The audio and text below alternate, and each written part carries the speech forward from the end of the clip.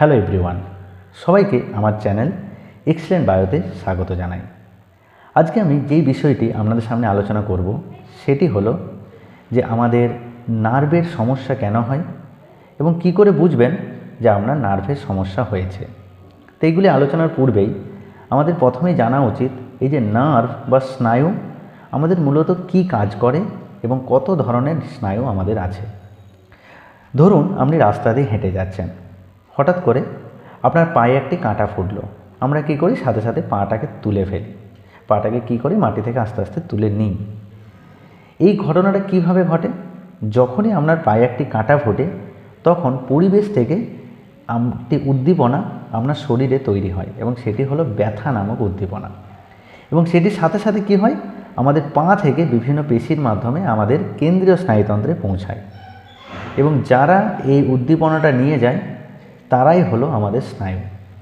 এবং সাথে সাথে আপনার এই কেন্দ্রীয় স্নায়ুতন্ত্র থেকে আপনার কাছে একটা সাড়া আসে যে আপনার পায়ে একটি কাঁটা ফুটেছে এবং তাই আপনাকে পাটি তুলতে হবে। এই ঘটনাটি এতটাই স্পিডে ঘটে সেটা আমরা সবাই আশা করি অনুভব করতে পারি। এই পুরো ঘটনাটাই অ্যাকচুয়ালি কার্যসিদ্ধ করে আমাদের এই স্নায়ু। তো আমাদের শরীরে টোটাল 3 ধরনের স্নায়ু থাকে। কিছু হলো অন্তর্বাহী স্নায়ু, যারা উদ্দীপনাটি পরিবেশ থেকে কেন্দ্রীয় স্নায়ুতন্ত্রে নিয়ে যায়। কিছু থাকে বহির্বাহী স্নায়ু, যারা এখান থেকে সরাসরি সাড়াটা আমাদের পরিবেশে নিয়ে আসে এবং এদের মধ্যে সংযোগ স্থাপন করে কিছু মিশ্র স্নায়ু।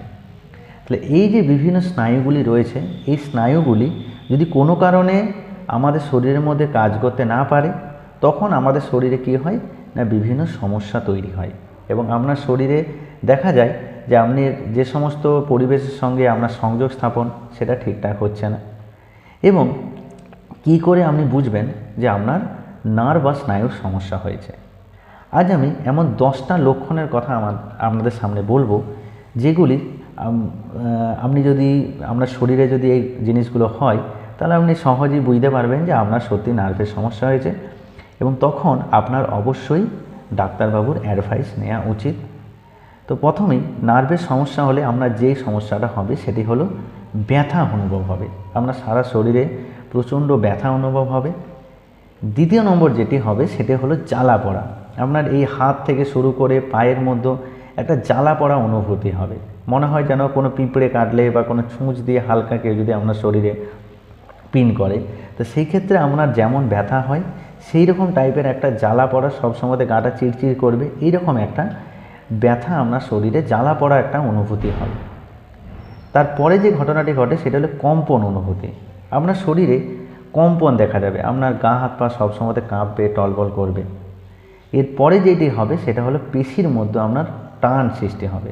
আপনার শরীরে যে সমস্ত মাসেল রয়েছে এই মাসেলগুলোর মধ্যে একটা টান তৈরি হবে আপনার এই যদি কোনো কারণে নার্ভের সমস্যা হয়। আর যে সমস্যাটা সবথেকে বেশি দেখা যায় সেটি হলো প্যারালিসিস। আপনি কিন্তু নার্ভের সমস্যা হলে আপনার যে কোনো একটা অংশের মধ্যে আপনার স্নায়ু উদ্দীপনা আপনি হারিয়ে ফেলবেন। তখন এই জায়গাটা যদি আপনাকে চিমটি কাটে বা দেহে যে অংশে হবে সেই অংশে আপনি কোনো মতে বুঝতেই পারবেন না যে আপনার মধ্যে এখানে উদ্দীপনা তৈরি হয়েছে। তাহলে এটাও কিন্তু আপনার মূলত এই নার্ভের সমস্যার জন্য হতে পারে। এছাড়াও আরও একটা সমস্যা দেখতে পাওয়া যায়, আপনার মূত্রত্যাগ বা পায়খানা করার সময়, এটা বিশেষত যারা একটু বয়স অবস্থাতে যাদের নার্ভের সমস্যা হয় তাদের ক্ষেত্রে এটা দেখা যায় যে যত বয়স অবস্থাতে এটা দেখা যাবে আপনার বিভিন্ন মূত্র বা পায়খানার ক্ষেত্রে আপনার কিন্তু সমস্যা দেখতে পাওয়া যাবে। আরেকটা সমস্যা দেখা যায় যে কিছু কিছু মানুষের ঘামই হয় না, মানে আমাদের যে সমস্ত দূষিত পদার্থগুলো শরীর থেকে বেরিয়ে যায় ঘামের মাধ্যমে, কিন্তু তাদের ক্ষেত্রে কি দেখা যায় যে ঘাম হয় না। আবার কিছু মানুষের দেখতে পাওয়া যায় যে প্রচণ্ড ঘাম হয়। এই কারণগুলো যদি দেখা যায়, আর সব থেকে বেশি যে আপনার শরীরের মধ্যে অনুভূতি তৈরি হবে না। আপনার সঙ্গে যে এই যে প্রথমেই বললাম যে পরিবেশের সাথে আমাদের যে সংযোগ স্থাপন হয়, এই যে ব্যাপারগুলো আপনি বুঝতে পারবেন না। এই বিভিন্ন কারণগুলো যদি আপনার শরীরে তৈরি হয় তাহলে আপনি বুঝবেন যে আপনার কিন্তু নার্ভের সমস্যা হয়েছে। নার্ভের সমস্যা হলে অবশ্যই ডাক্তারবাবুর অ্যাডভাইস নেওয়া উচিত এবং অবশ্যই আপনারা ডাক্তারবাবুর অ্যাডভাইস নেবেন।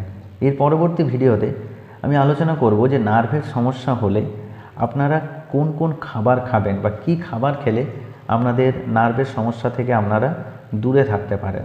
তাই সবাইকে বলবো আমার চ্যানেলের সঙ্গে থাকুন এরকম নতুন নতুন ভিডিও পাওয়ার জন্য।